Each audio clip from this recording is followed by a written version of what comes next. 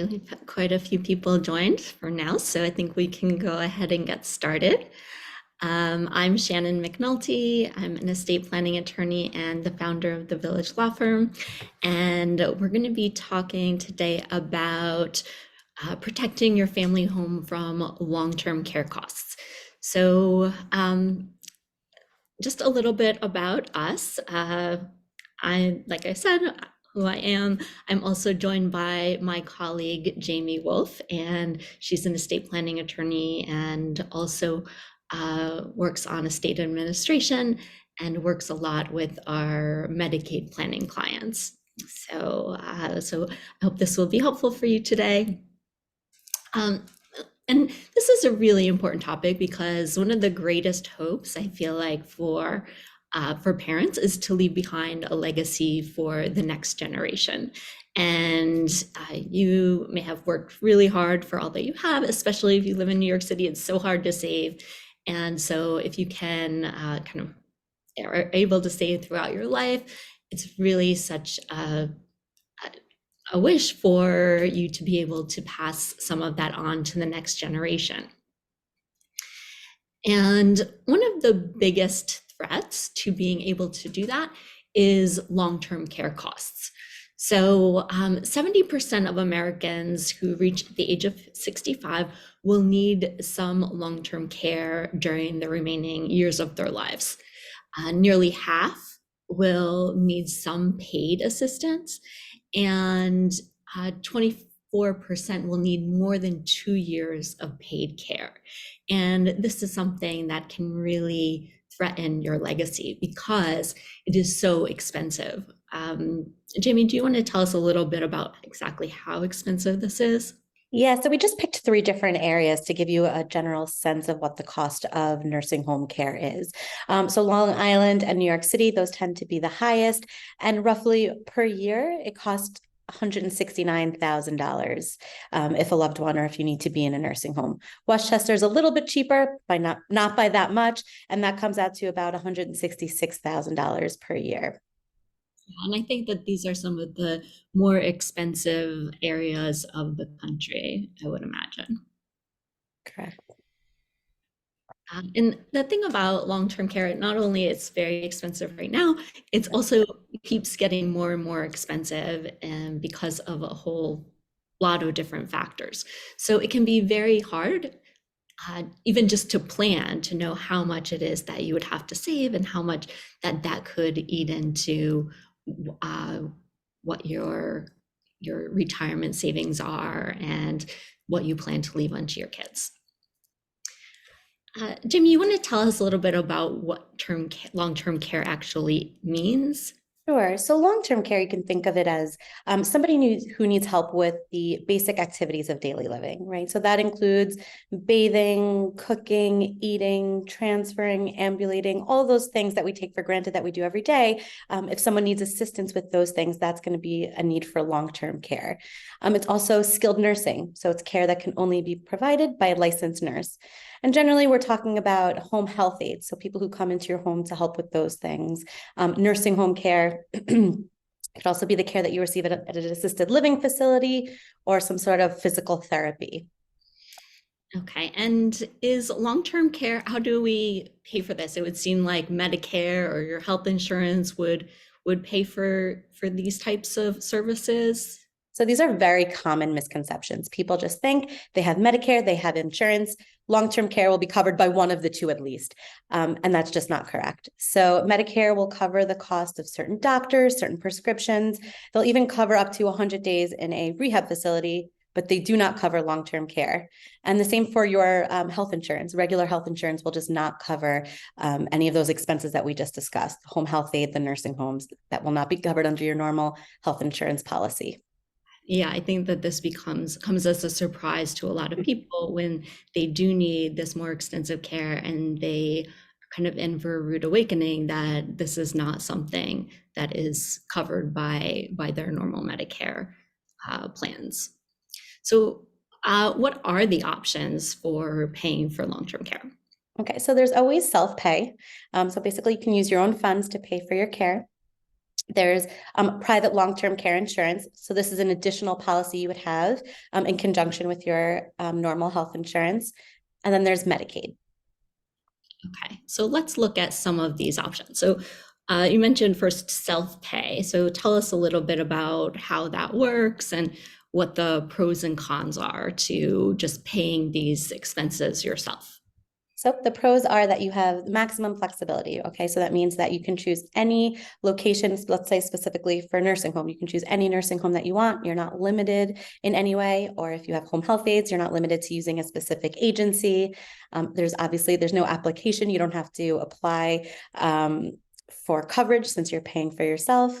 And there's nothing that comes out of pocket if you don't end up needing that sort of care. So it does provide definitely the most flexibility in where you can get coverage from.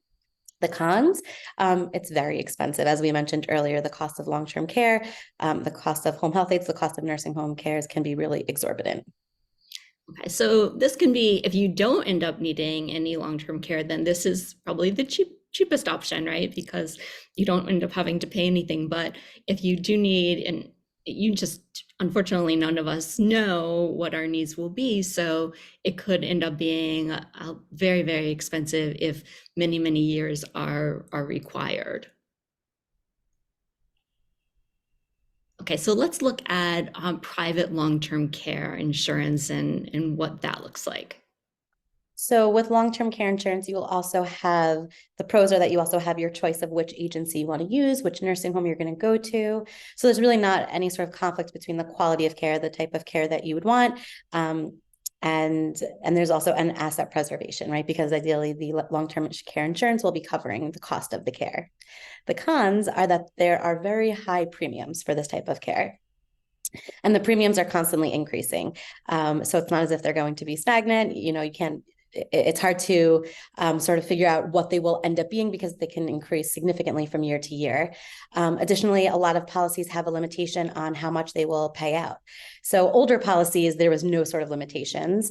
For any of the newer policies, we've been seeing a lot that there's a cap. So they will either only pay up to a certain amount or only pay for a certain amount of time. So you're paying these very high premiums and your coverage will inevitably be limited.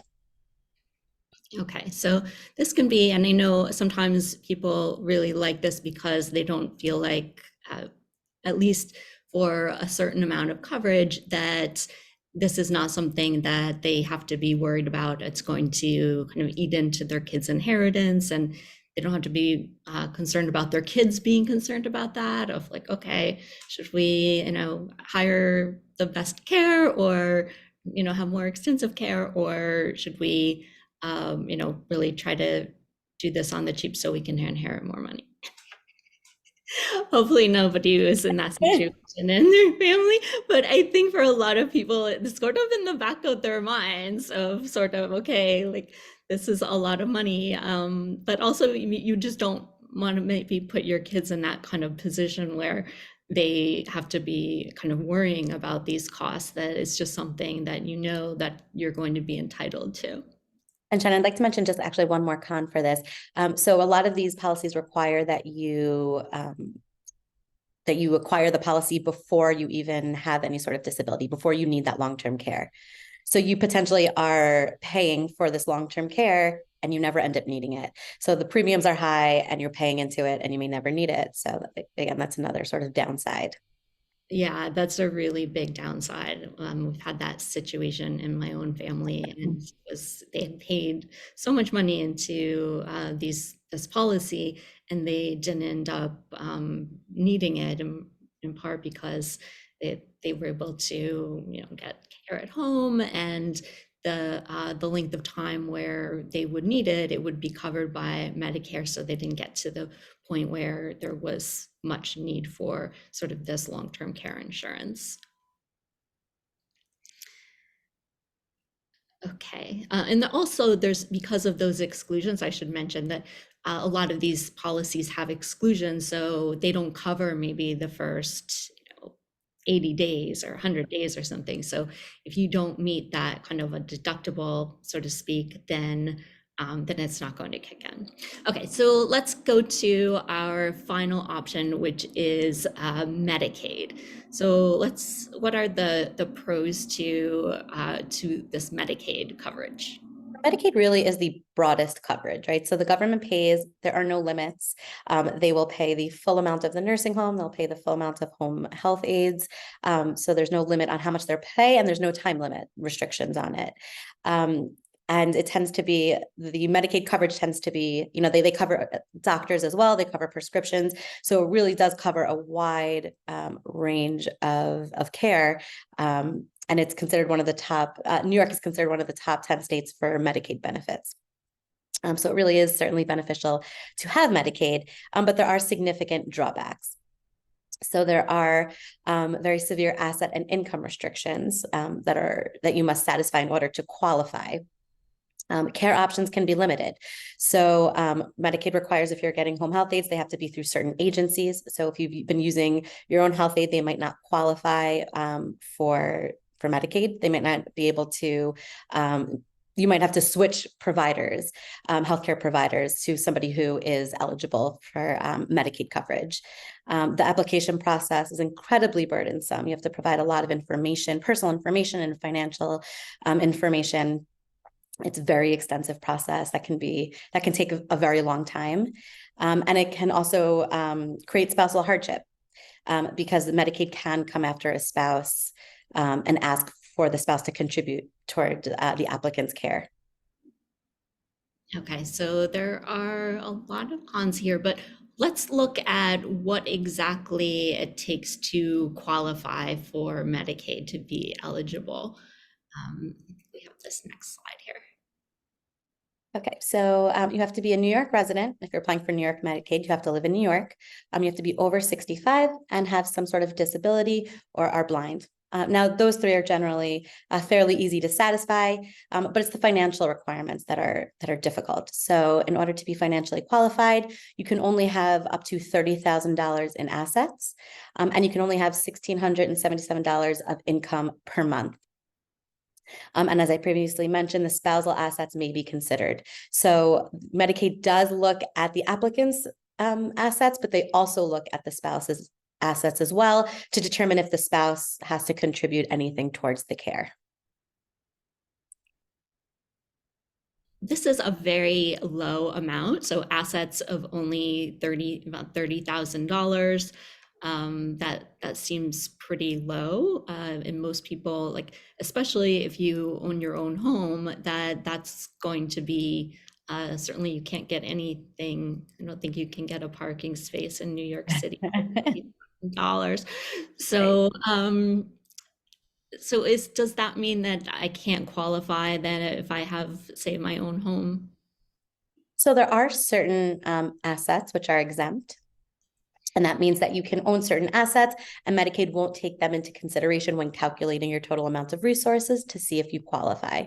So first exemption is primary residence. Okay, so if the applicant lives in the home or intends to return to their home, and the value of that home is under $1 million or under $1,033,000, then that person can still own their home and qualify for Medicaid. It won't exclude them from Medicaid benefits. Okay. Oh, okay, so I can have my primary home. That's not going to disqualify me as long as it's under about $1 million, which in New York City isn't always the case, but it does give us quite a bit of room. And then are a couple of other assets that can be exempt that we can still qualify. Exactly. So retirement accounts. So if you have an IRA, a 401k, as long as they're in payout status, so as long as the applicant is receiving the required minimum distribution each year, then Medicaid won't look at the principal value of that account. So you can have a retirement account with $1 million as long as it's generating the income each year and you're taking that income, that's going to be considered an exempt asset or resource. One vehicle, so you can have any type of car, that's not calculated as part of your resources. Personal property, so anything that's in your home. Medicaid really, they're not doing an inventory of the assets in your home. And so, your furniture, your clothing, that type of thing, your paintings, that's not going to be included. And then term life insurance is also not included as an asset. There's no cash surrender value, so that's not included in the calculation. Okay, great. And how about income? Because I think you said that the income limit was around 1,600 a month. So are Right. there any income, is there any income that would be exempt from that calculation? Yeah, so there is exempt income as well. So when we talk about exempt income, though, we're really talking about when a person needs community Medicaid. So community Medicaid is when a person remains in their home and has home health aides come in to assist them. For institutional Medicaid, which is nursing home care, all of the income above $50 goes to Medicaid to cover the cost of care. But when we're talking about community Medicaid, there's that limit of about $1,600. But there is this approved sort of loophole that people can use. And it's by setting up a pooled income trust. And a pooled income trust is managed by a nonprofit organization, and all of the person's money over that $1,600 is sent to the pooled income trust each month.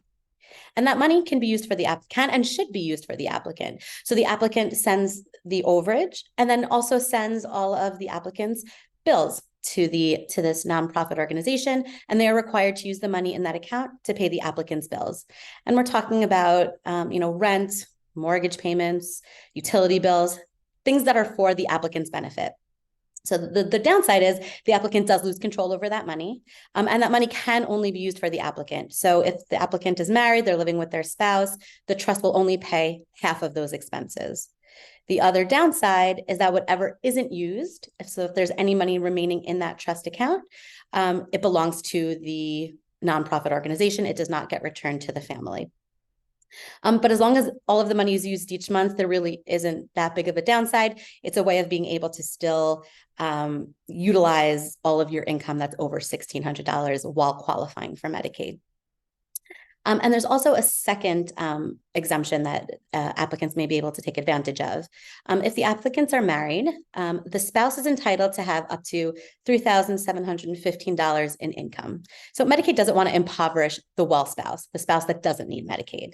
So if that well spouse, let's say, has their own income from, let's say, Social Security or a pension, and that their income is only, let's say, $2,000 a month, well, they can take $1,700 of income from their spouse's income to get them up to that $3,700, and that's not considered part of the applicant's income. So it reduces the amount that the applicant would potentially need to submit to the pooled income trust.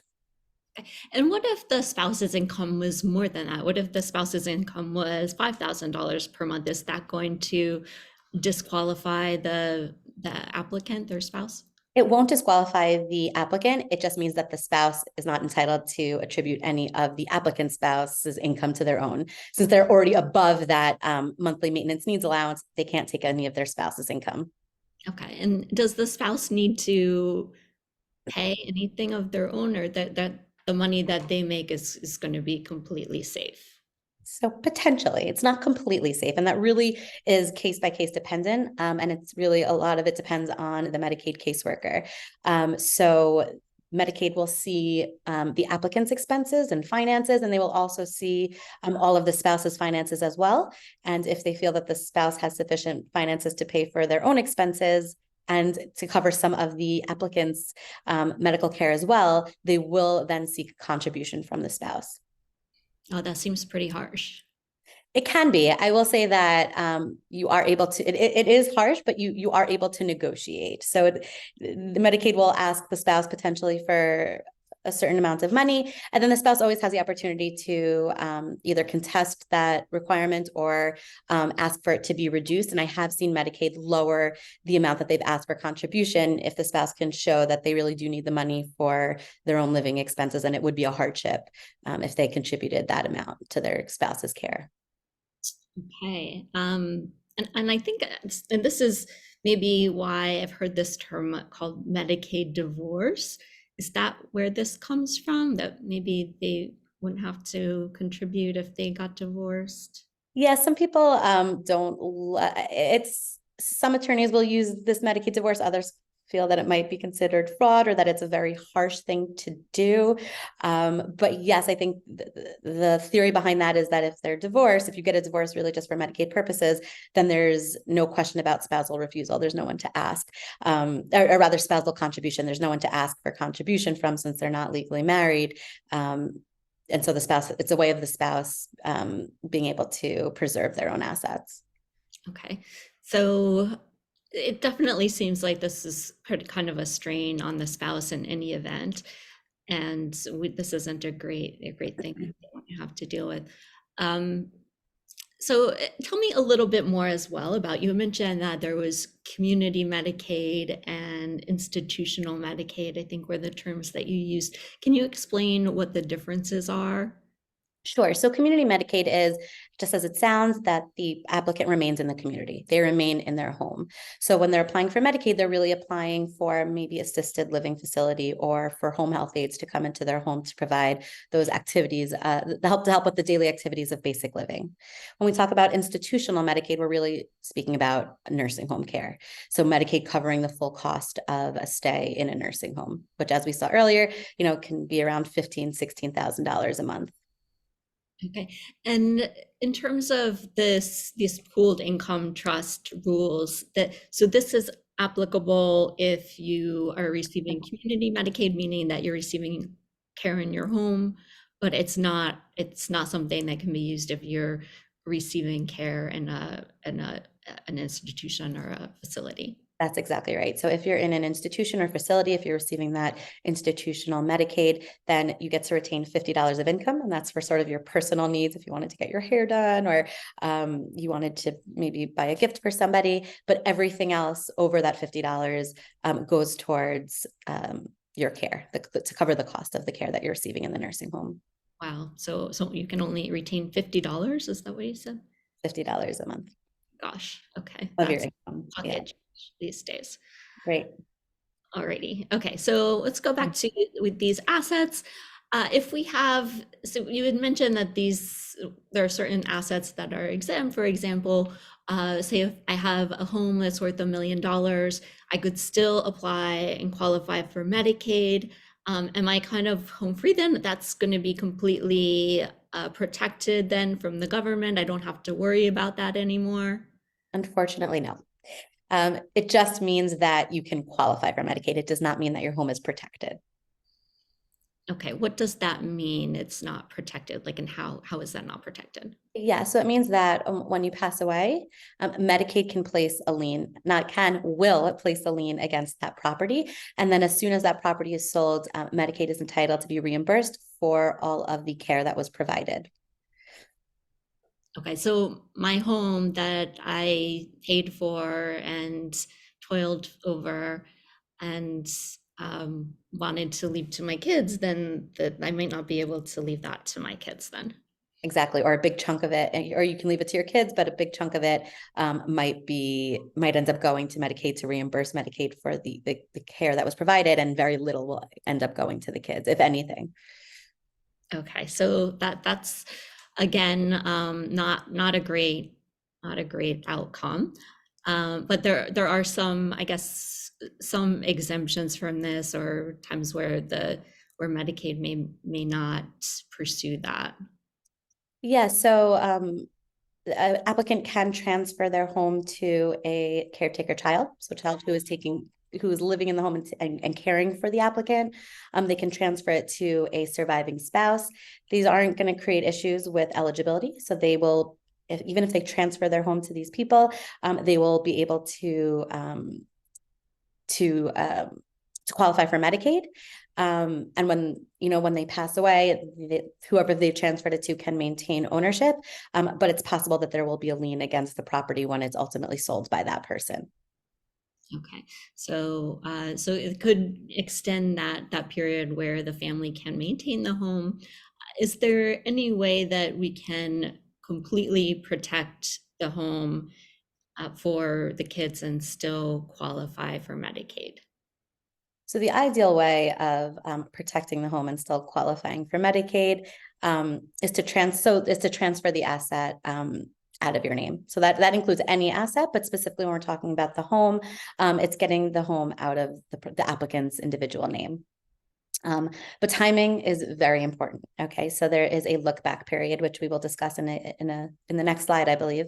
And so it has to be done early on in order for it to be fully protected for Medicaid purposes. And there's different ways that you can transfer your property, right? So one is by just simply transferring ownership. There's a new deed, the applicant's name is completely off the deed, and they transfer it, let's say, to their kids. Another way of doing it is to transfer the home, but maintaining a life estate so that the applicant will have the right to live in the home as long as they're alive. Once they pass, then it's owned fully by their children or whoever it is that they've left it to. And the third option is just transferring it to a Medicaid trust, which is an irrevocable trust. And I think we'll get to those and explain those a little bit more in detail in a minute. So let's look at this. I think you mentioned that there's sort of this period that you can't transfer it within a certain window or it's not going to count. What is that? So when you're applying for Medicaid, there is what's called this look back period. And during the look back period, Medicaid asks to see all of your financial transactions during that time. And they're looking for gifts that were made or unexplained transfers or transfers for less than fair market value. So that they're going through all your finances and they're going to flag anything that seems suspicious. Because at the end of the day, Medicaid doesn't want you to gift your money away so that you can qualify. So they're skimming, they're going through with a fine tooth comb and looking for anything that looks suspicious and anything that looks like you may have made a gift. And the look back period is dependent on what type of Medicaid you're applying for. So if you're applying for institutional Medicaid, so if you're applying to go into a nursing home, there is a 60-month look back period. It's 5 years. So any gift made within 5 years is going to be subject to review and can cause issues. For community Medicaid, so if you're remaining in the community, you're remaining in your home, and you're getting you need home health aides, there's currently a 1-month look back period. So it's a lot shorter than the institutional Medicaid application. However, that is set to increase to 2.5 years. There's going to at some point be a 2.5-year look back period. It was supposed to go into effect before COVID, but they then decided to delay. And they have said it's going to start as early as March 2024, but there really is no set date in which the look back period is going to increase. So for now, it's that 1-month look back. And so what happens if there's a gift or unexplained transfer within these look back periods? There's a penalty. So basically, Medicaid will require that the applicant privately pay for their own care during that penalty period. And only once they've privately paid for that entire time will then Medicaid begin coverage. So if somebody gifted away their money, they have to find a way of either clawing it back or privately paying for their care to cover that penalty period. And again, once that penalty period has been satisfied, Medicaid will then begin providing coverage. So, for example, if I have, let's say, $200,000 and I give that to my daughter because I don't want Medicaid to get my money. And then I need to qualify for Medicaid. So then I apply for Medicaid. I say, I don't have any money. Look at my bank account. There's no money there. So just kind of take us through what that looks like. So you basically submit your finances to Medicaid. They see this $200,000 gift that was made, let's say a year before you applied, and they will say, what was that gift for? Or what was that money used for? And if you can't provide an explanation, then Medicaid will say, okay, well, then there's a penalty. And the way they assess the penalty Have an explanation. I wanted to give my daughter money for my grandkids' education. So an explanation that they're willing to accept. So basically a person can use the money for their own benefit. So if the person took that $200,000 and did renovations on their home or went on an extravagant vacation, that would be okay. But if it was really used just to gift to a family member, that's not going to be considered an approved transfer, and there will be a penalty. That I can take this money and go to Fiji, but I can't use it to pay for my grandkids' college education. I know it doesn't sound like it makes sense, but yes, those are the rules. It can't be used for other people. It has to be used for the applicant. And then Medicaid will look at the average rate of care in that county, what the cost of nursing home care would be in that county. They'll divide that by the gift that was made, and that's how they'll determine what the penalty period is. So if, let's say, you know that in that example, person gifted $200,000. Let's just say Medicaid in that county was very low, or rather the nursing home rate was very low. It was $10,000. Well, then there'd be a 20-month penalty period during which the person would be required to privately pay for their own care. And what if I don't have that money because I gave it to my daughter and she spent it? That becomes a significant issue that people then need to deal with.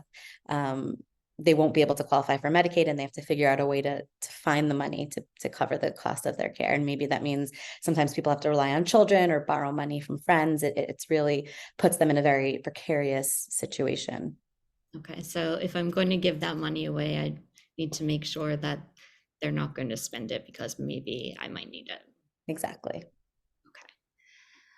Alrighty. Okay, so let's look at these transfer options. We mentioned this earlier, but what is exactly does this mean? Like a simple transfer of the asset. What does that mean in terms of let's just take a home, a house? What does that mean? Just like a simple transfer? So that means that the applicant has a deed. It says their name on it, which shows that they own their home. A simple transfer would mean a new deed, so no money needs to be exchanged, but there's a new deed, and it shows that the applicant transfers the property to, let's say, their children. Let's say they have two kids, their kids' names will be on the deed, and it will show that the applicant no longer owns the property. Okay, so that seems pretty straightforward.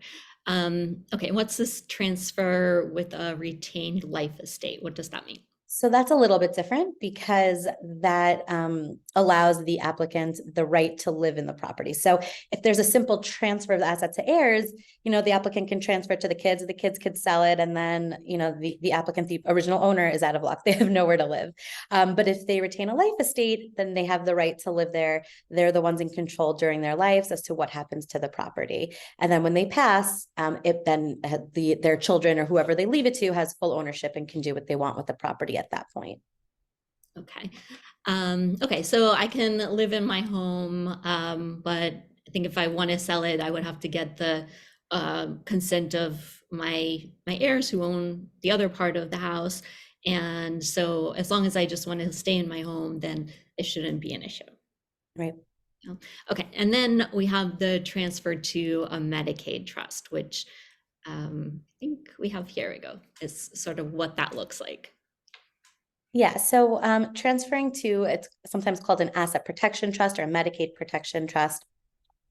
So the way that this trust works, there's certain requirements in order to qualify for creditor protection, which is the reason why it's set up. So it has to be irrevocable. Which means that you can't revoke it, as the name sounds, and you can't make changes. There are certain loopholes, especially in New York. Other states do not have these same loopholes, but there are certain ways in which you can amend or even revoke the trust. The grantor, so the creator of the trust and the creator's spouse, can't have any access to the principal. So that means that if you were to put $1 million into this trust, the grantor and their spouse can't withdraw from the $1 million. So that money just stays there, and the idea is that it's there for the kids. The grantor, so the creator and the spouse, can't serve as trustee. So you'd have to appoint somebody else, a family member, a friend, a third party, to serve as the trustee of the trust. The trustee does have the flexibility to sell the trust assets and purchase other trust assets. So let's say there's a home in the trust, maybe it's too big, and the grantor doesn't want to live in such a big home. They can instruct their trustee to sell the trust, and the trustee can then use the proceeds from the sale to purchase another home. So the rights that the grantor has, so we just talked about the rights that are taken away from the grantor, but the grantor, the creator, does still retain certain rights. So they have the right to the income. So that means if there's a house in the trust, they have the right to the income, which means the right to live in the property. And so they retain all of their exemptions that they have. So if they were receiving veterans exemptions or star exemption, they would continue to have those exemptions. They have the right to replace a trustee. So if the trustee is not following their wishes, they can always replace the trustee. And they can also, they have the right to change any beneficiaries. So while they're giving up a lot of control, they do still retain some elements of control. Okay, so this is, I think it seems fair to say that this has quite a bit more control than either the simple transfer or the transfer with the life estate. Correct. So if one of my kids ends up, never visiting me, then I can say, okay, you're no longer a beneficiary, you're out of the will, basically. Okay. Um, okay, and let's look at, I think I passed through this a comparison of the different options. So this there's sort of a question as to we just mentioned of the transfer can change the ultimate beneficiaries. That's sort of who ultimately ends up with the house or the assets. Right. So for the simple ownership, once you transfer it, once you make the gift, it's gone. You can't claw that back. You can't change the beneficiaries. So that's the downside of transferring it outright, or one of the downsides. The same thing with the life estate. Once you've transferred, once you've made that transfer, once you've signed that deed transferring the rights over to the people that you've given the life estate to, there's no getting it back. With the Medicaid trust, you'd still do have that right to change the beneficiaries. So like Shannon said, if you have kids, they don't visit you, you want to cut them out of your will, then you can change the beneficiaries and they won't get their share of the house. Okay, great. So if I say give the house to my daughter and say, I just want you to keep this for me and I'll still live here, but you will be on the deed. And then she decides to run off with some Yahoo and says, let's sell the house and go to Fiji. Is there anything, there's nothing I can do about that? Right. You're out of luck. Okay. So that's definitely, it seems like kind of like more risky to less risky in terms of these different options. Okay, so another question would be if we decided to sell the house. So like you said, maybe the house is too big and we want to sell the house. Is that going to disqualify me from Medicaid if my daughter sells the house? And maybe buys another house. We buy this house that's smaller. So if it's, again, we're looking at it in the look back period. So if you've transferred your asset to, or your house to a child, they sell it, then yes, you're going to be disqualified for Medicaid if it's within that look back period. Same thing with the retained life estate. If this is done within the 5-year look back period, the house is sold, then then you will be disqualified for Medicaid. The good thing about the Medicaid trust is that the house can be sold, and then the proceeds can be used to purchase a new property. So a smaller house, a bigger house, whatever the applicant wants, as long as it's done within the Medicaid trust, and the Medicaid trust owns the property, you will have continued creditor protection, so protection from Medicaid, while still being able to enjoy the asset and live in the property. Okay. And how about, so there is, if I live in my house and I sell it, and in New York, often, with sort of better or worse, depending on whether you had bought a long time ago, the property values have increased pretty dramatically. So if I sell the house, or if the house is sold, say I give it to my daughter and she sells it, is there going to be a capital gain on that? And that's just sort of understanding that generally, there is this capital gain exclusion of about $250,000 per person if they sell their own house. So what happens if all these other people or entities sell the house? Are we going to be able to maintain that capital gains exclusion rule? So no, so that's one of the another disadvantage of transferring the property outright or transferring it and retaining that life estate, because the new owners aren't going to get that capital gains exclusion when they go to sell the house. That's not the case for transfers to Medicaid trusts. So for Medicaid trust, the grantor, the creator of the trust, retains all of the benefits, including, as I mentioned, the STAR exemption, the veterans exemption, and also this capital gains exclusion. So if the house were sold while it was in the trust, they would be entitled to that exclusion. Okay. Okay, so that's a plus for the Medicaid trust. And how about this step up in tax basis? So just to just for anybody who's not familiar with it, whatever, if I own an asset that has appreciation on it from the time I bought it, and then I pass away, then there's no capital gains tax for that person who inherits it. So if I had a house that was I bought for $200,000, and then when I passed away, it was worth $1 million. If when I transferred upon my death, then there's no capital gains tax on that $800,000 of appreciation if the person who inherits it sells it. So you have this kind of benefit when you inherit something, that you're wiping out any kind of capital gains up to that point. So if so that would be true just if I had my own home. How about if the person who we gave it to, say my daughter, that she sells it, is she going to be able to get that step up in basis? No, no. Again, another disadvantage of transferring the property outright. So, Shannon, as you mentioned, the beneficiary is entitled to that step up in basis if they receive the property upon death. But if it was transferred from the original owner while they were living, then that new owner does not get that benefit of that step up in basis. So a simple transfer wouldn't qualify for the step up. Okay.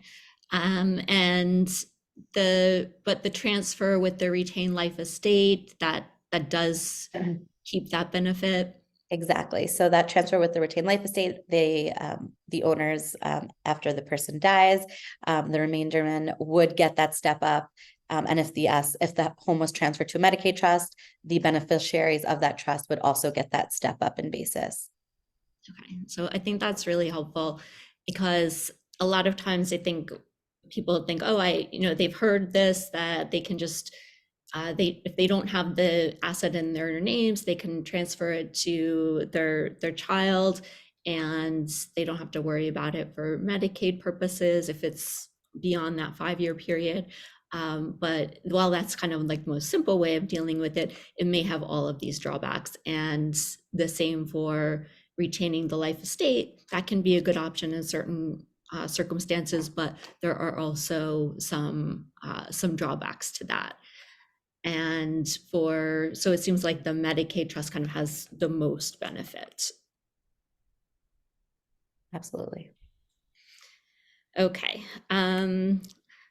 So what can we put, if we decide to go ahead with this Medicaid trust, what can we put into this trust?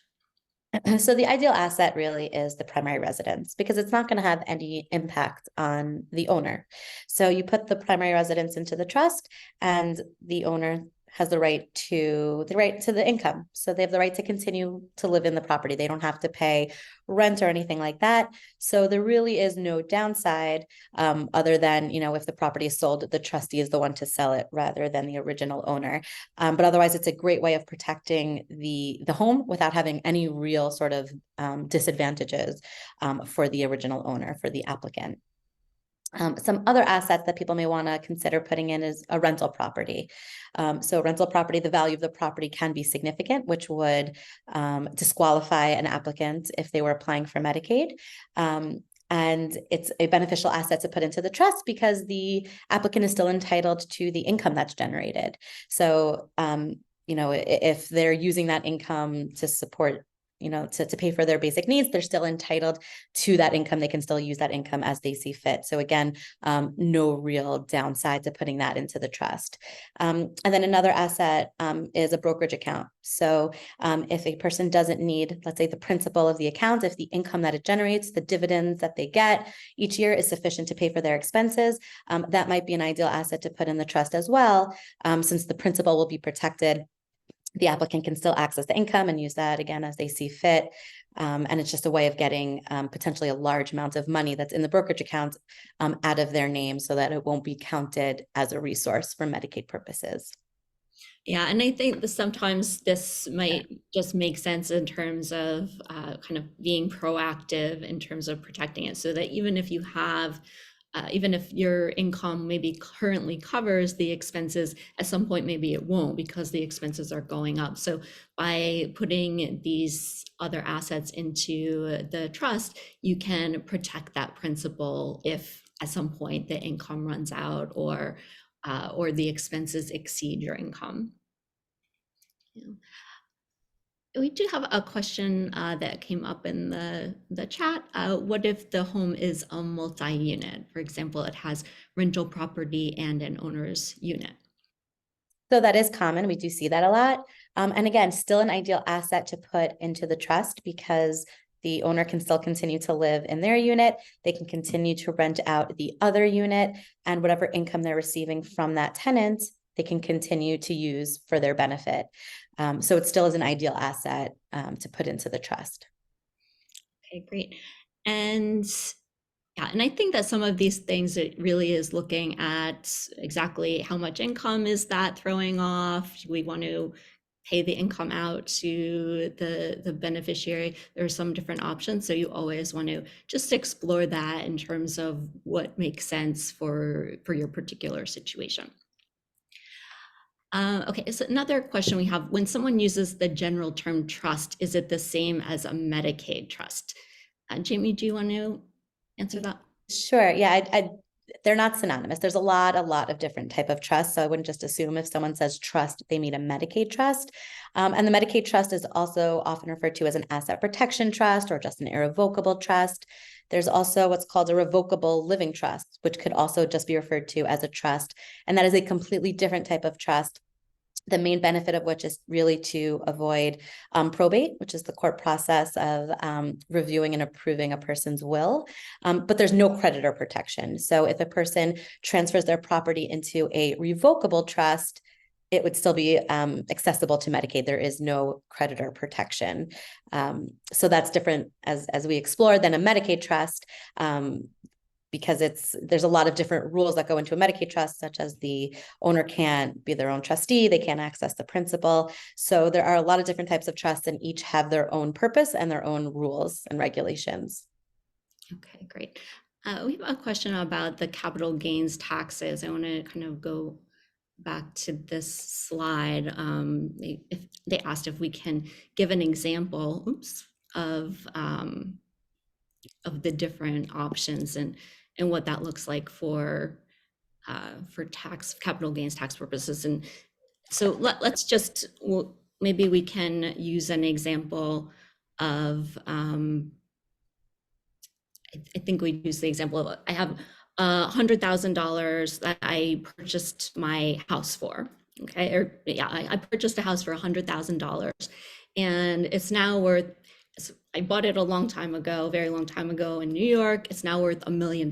So it's a very, very good investment. But if it's sold, then there is a lot of capital gains taxes on it. Okay, there's $900,000 of capital gain that would be taxed. So if I sell it as my own house, I get a $250,000 exclusion on that. Okay, so I would pay taxes on 900,000 minus 250,000. So there would be a capital gain, tax on capital gain of $600,000. Okay, so that's a simple scenario where it's my own house and I sell it. If in this situation, I didn't sell it, I kept it. I just kept it in my own name. I didn't need Medicaid, so let's put that to the side. And I leave it to my daughter in my will. Then my daughter inherits it and she sells it for $1 million. She doesn't have to pay any capital gains tax on that. Okay, it's eliminated upon my death. If instead of, so it's, but that capital gain, it's called a step up in basis, that's only applies upon inheritance. So it doesn't apply if I gift. So if I gift my daughter the house and she sells it, then she's going to have to pay capital gain to say, I'm still living in it. So it's not her primary house. She has another house. She sells it and she's going to have capital gain of $900,000 on that house if she sells it. Okay.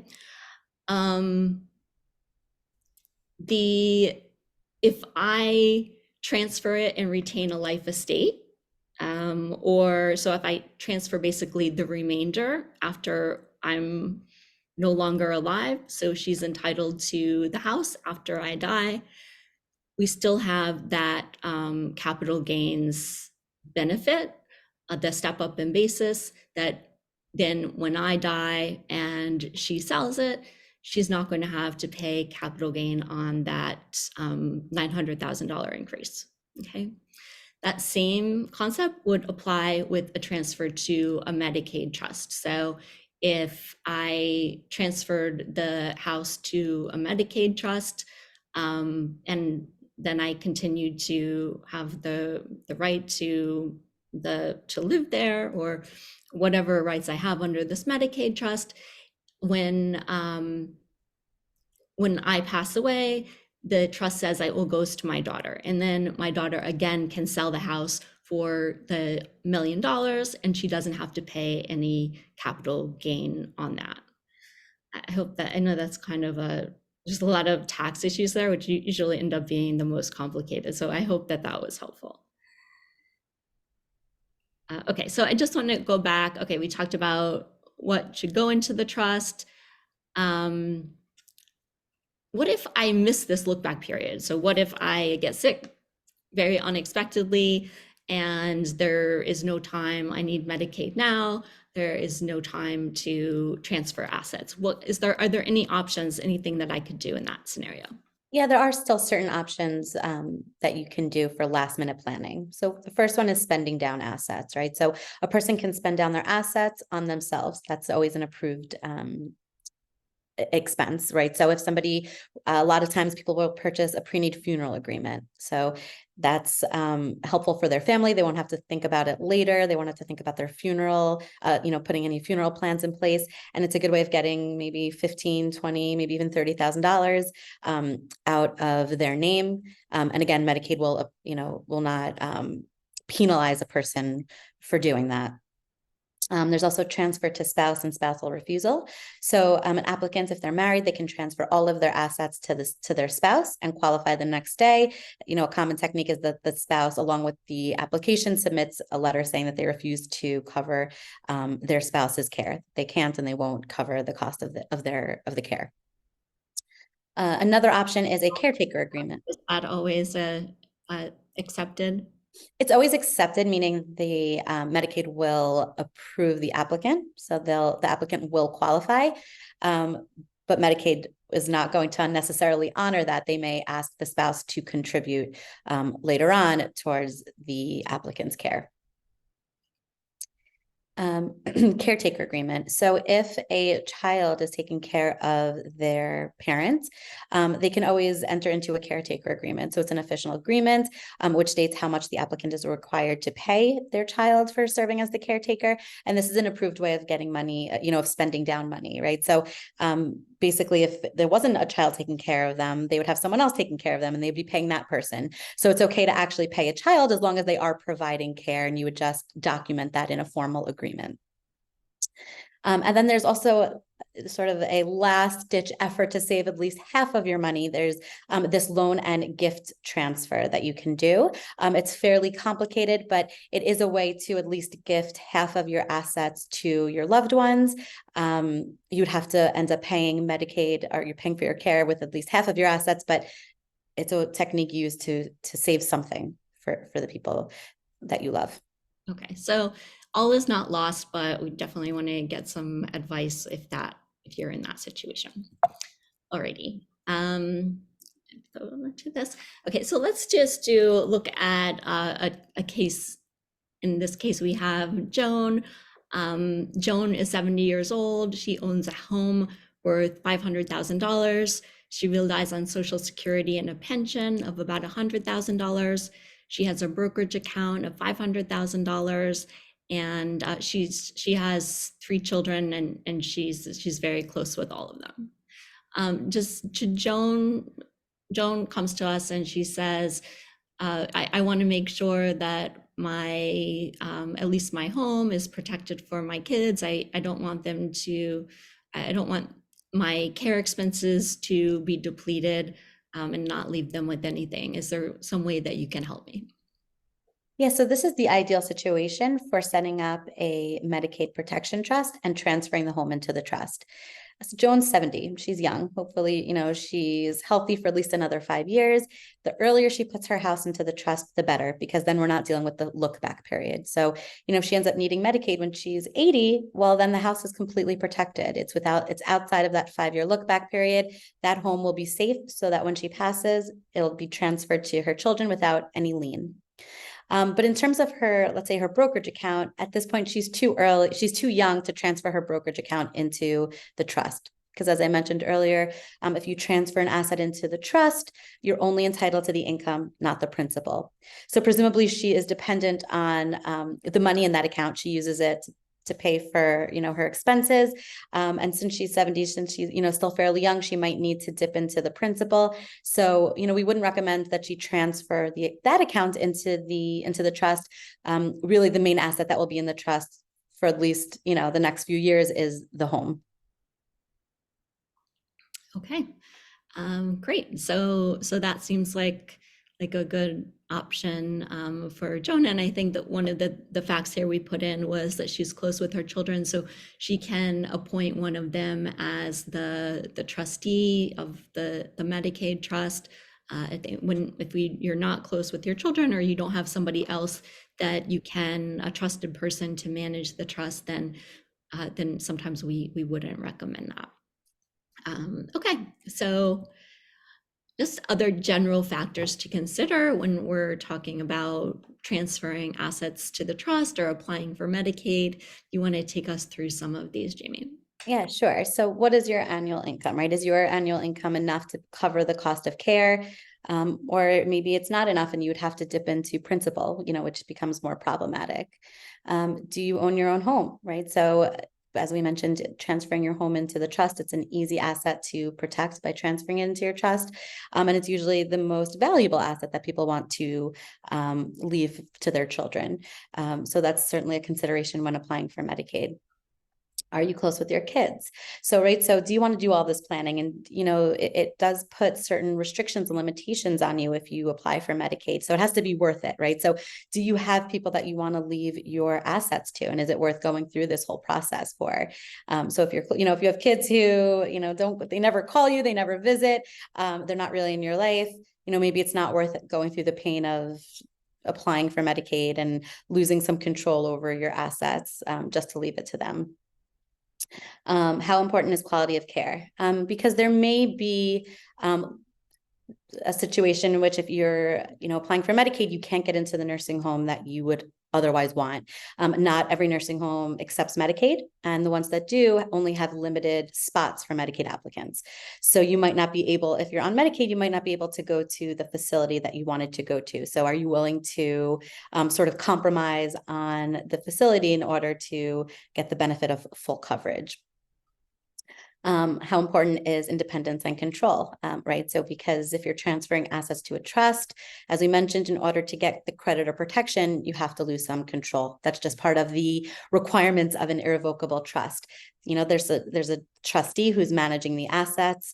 And so there is a significant loss of control. While you still maintain certain control, really is giving up a lot of control and dependent on somebody else, maybe a child or another family member, to manage the trust assets. And some people have a hard time, understandably, giving up that control.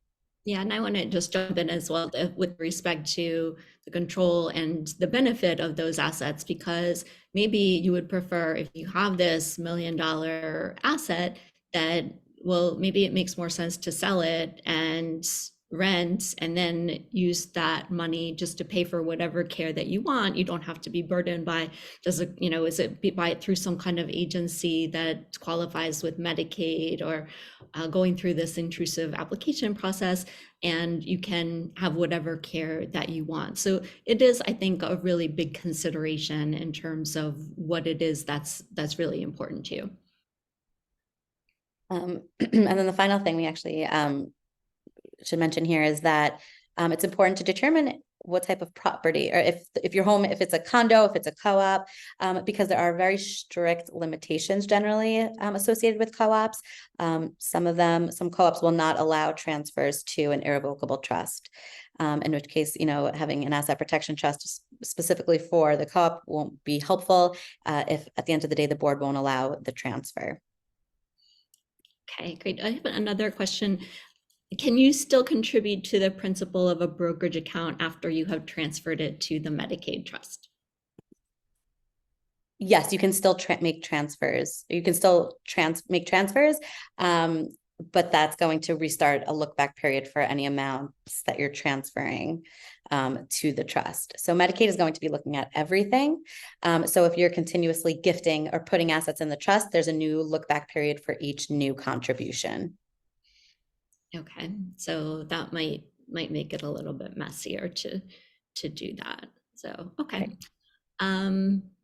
Okay, so I just kind of want to go through some takeaways. It's really important to be educated about this issue because there are different options, and if you do something in a way that you're not fully informed about, then it could have repercussions for you or your family later on. You want to discuss this with your family and come up with a plan so that you make sure that everybody is on the same page and you have the same expectations. You want to plan early. So like that look back period, that 5 years we have, and even for the home care, we may be looking at about 2.5 years period where we want to get ahead of that. So that's really, really important to plan early. Once you've kind of are already needing care, it can be really difficult. And you want to consider both Medicaid and tax issues because those do overlap, and you want to make sure that you're not gaining the benefit of one, but losing the benefit of another. So I think we have a couple more questions here. Okay, income from Social Security and pension would also go into the trust. Jamie, you want to address that? So are you referring to the pooled income trust?